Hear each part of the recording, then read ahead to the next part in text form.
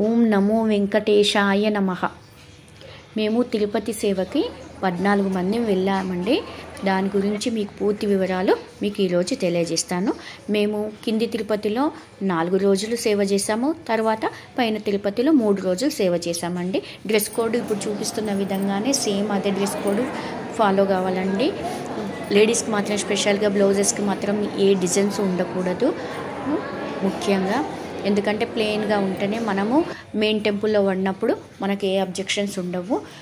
కింది తిరుపతిలో మనము రిపోర్ట్ ఇచ్చాక వెళ్ళాక విష్ణు సదన్లో వెళ్ళాలండి. ఫస్ట్ కింది తిరుపతిలో విష్ణు సదన్కి వెళ్ళి మనం అక్కడ రిపోర్ట్ ఇస్తే వాళ్ళు మనకు సేవ ఎక్కడ చేయాలి, ఏ టైమింగ్స్ అన్నది వాళ్ళు చెప్తారు. వాళ్ళే బస్సు ఇచ్చి పంపిస్తారండి. అక్కడే మనం భోజనం కూడా చేయొచ్చు, అన్నదానం కూడా ఉంటుంది. విష్ణు సదన్లో మాత్రము ఓన్లీ సేవ చేసే వాళ్ళకు curd rice and sambar rice పెడతారండి.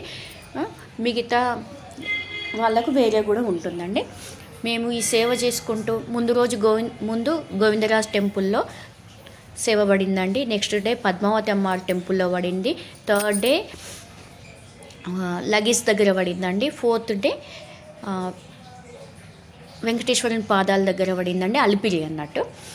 ఇవన్నీ మేము రోజు ఈ సేవ చేసుకుంటూ ఇంకా మిగతా టెంపుల్స్ కింది తిరుపతిలో ఉన్నాయన్నీ మేము కవర్ చేసుకున్నామండి. ఏమేంటి అంటే అలిపిరి, ఇస్కాన్ టెంపుల్, లలితామ్మ టెంపుల్, శ్రీనివాస మంగాపురం, ఇవన్నీ మేము కవర్ చేసుకున్నామండి. కింది తిరుపతిలో కూడా అన్నీ బాగా తిరిగేసాము. తర్వాత పైన తిరుపతికి వెళ్ళామండి. ఇక్కడ 4 days కింది తిరుపతిలో కంప్లీట్ అయిన తర్వాత పైన తిరుపతికి వెళ్ళాము. అక్కడ రిపోర్ట్ ఇచ్చాక అక్కడ కూడా మనం రిపోర్ట్ ఇవ్వాలండి. వెళ్ళగానే సేవా సదన్ ఉంటుంది. సేవా సదన్కి వెళ్ళాక అక్కడ రూమ్స్ కానీ అన్నీ చాలా బాగున్నాయండి. మొత్తం నీట్గా ఉంటుంది అక్కడంతా. సేవా సదన్లో కూడా మేము అక్కడే స్టే చేసాము. సేవా సదన్లో స్టే చేసి తర్వాత వెంగమాంబలో భోజనం చేసామండి. టిఫిన్స్ అలాంటివి మాత్రం బయటనే తినేసేయాలండి. అప్పుడు మాకు రాఖీ పున్నమి అయితే అప్పుడు కూడా మేము సెలబ్రేషన్స్ చేసుకున్నాం. అక్కడ చాలా బాగుంటుందండి సేవా సదన్ కూడా. మనకు అన్ని ఫెసిలిటీస్ ఉంటాయి, నీట్గా ఉంటుంది. ఇది వెంగమాంబ అండి. ఇక్కడ మేము భోజనం చేసాము రోజు. అక్కడ మాకు పైన తిరుపతిలో ఇది మెయిన్ టెంపుల్ అండి. పైన తిరుపతిలో కాజు సేవ 2 రోజులు పడిందండి. ఒక రోజు గర్భగుడిలో పడిందండి సేవ. అది లక్కీ డిప్ ద్వారా తీస్తారండి. మాకు ఒక రోజు సేవ గర్భగుడిలో పడింది. చాలా చాలా ఆనందంగా అనిపించింది. కానీ గర్భగుడిలోకి మాత్రం ఫోన్స్ మాత్రం నాట్ అలౌడ్ అండి. ఇదంతా మాత్రము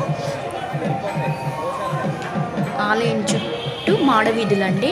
ఇక్కడ రోజు బ్రహ్మోత్సవాలు ఏదో ఒకటి ప్రోగ్రాం జరుగుతూనే ఉంటుంది ఎప్పటికీ. చాలా బాగుంటుంది, అంత సుందరంగా చాలా బాగుంటుంది.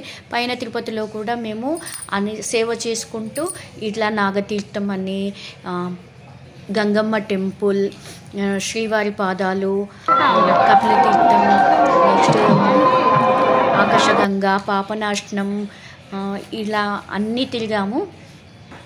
అక్కడ కూడా అంతా చాలా బాగా ఎంజాయ్ చేసాము.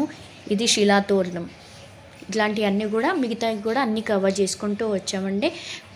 చాలా చాలా బాగుంటుంది. ఎవరికి వీలైనా కానీ వాళ్ళు సేవ చేసుకోవడానికి వెళ్ళి సేవకు సేవ అవుతుందండి. దర్శనాలు బాగా అవుతాయి. మనకు అన్ని రకాలుగా చాలా చాలా బాగుంటుంది. ఎవరైనా వెళ్ళొచ్చు, సేవ చేయొచ్చు.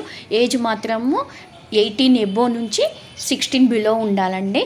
18 కంటే తక్కువ ఉన్న వాళ్ళని సేవ చేయడానికి అలో చేయరు. 60 above ఉన్న వాళ్ళని కూడా సేవ చేయడానికి అలో చేయరు. ఇది ఆకాశగంగా.